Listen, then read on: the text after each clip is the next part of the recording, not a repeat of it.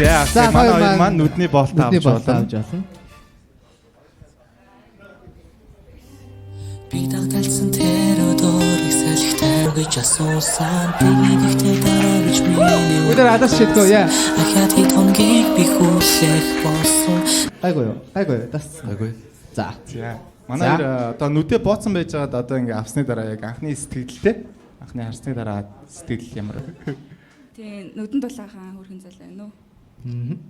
За. Амар хөөрхөн хүн байна уу? Би шууд нэг хэлэх үггүй болж байна уу? Йоо. Ямар гоё юм бэ? Nice.